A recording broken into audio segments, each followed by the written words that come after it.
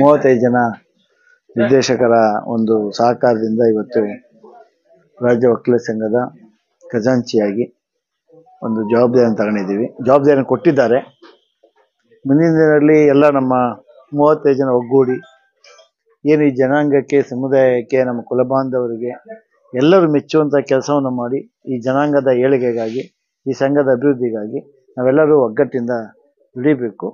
ನಮ್ಮ ಪ್ರಾಮಾಣಿಕವಾಗಿ ನಾವು ಒಂದು ಸಂಘವನ್ನು ಅಭಿವೃದ್ಧಿಪಡಿಸಲಿಕ್ಕೆ ಎಲ್ಲರೂ ಒಗ್ಗೂಡಿ ದುಡಿತೀವಿ ಅಂತ ಹೇಳಲಿಕ್ಕೆ ಇಷ್ಟಪಡ್ತೀನಿ ಅಷ್ಟೇ.